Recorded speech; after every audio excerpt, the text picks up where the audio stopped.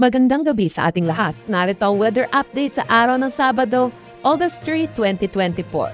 Sa ngayon, wala naman tayong binabantayan anumang bagyo or low pressure area sa loob at labas ng ating Philippine Area of Responsibility. Pero kung makikita po natin dito sa satellite image po natin, may mga kumpul po tayo ng kaulupan dito sa labas ng ating PAR, pati na rin dito sa may boundary ng ating mismong Philippine Area of Responsibility. At patuloy po natin itong babantayan kung magde-develop po ito into a low pressure area sa mga susunod na oras or sa mga susunod na araw.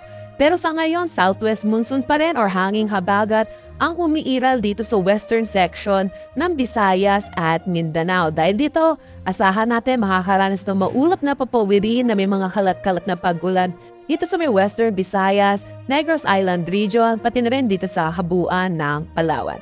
Samantala, for Metro Manila, nalalabing bahagi ng ating bansa, asahan natin makakaranas tayo ng bahagya hanggang sa maulap na papawirin na may mga isolated rain showers at mga localized thunderstorm lalo na sa hapon at sa gabi.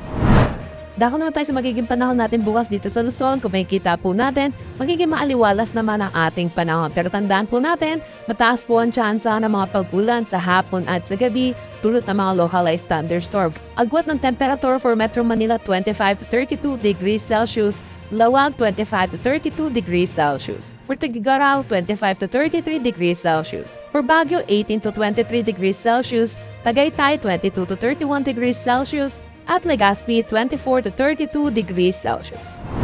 Para naman dito sa Palawan, Visayas at Mindanao, patuloy din makakaranas ng maaliwalas na panahon pero may mga tsansa ng mga paggulan lalo na sa hapon at sa gabi. Agwat ng temperatura per Kalayaan Islands at Puerto Princesa 25 to 33 degrees Celsius. For Iloilo, asahan natin ang 25 to 33 degrees Celsius, Tacloban 24 to 32 degrees Celsius. For Cebu at Cagayan de Oro, 25 to 32 degrees Celsius. For Zamboanga, 24 to 33 degrees Celsius at Davao, 24 to 33 degrees Celsius. Wala naman tayong nakataas na anumang gale warning sa anumang seaboards ng ating bansa. Dako naman tayo sa magiging panahon natin sa susunod na 3 araw sa mga pinisyudad natin. Kung makikita po natin dito sa Luzon din, patuloy tayong makakaranas ng maaliwalas na panahon. Pero tandaan po natin, may mga pagulan po tayo sa hapon at sa gabi dulot ng mga localized thunderstorm. Agwat ng temperature for Metro Manila 25 to 33 degrees Celsius, Baguio City 17 to 24 degrees Celsius.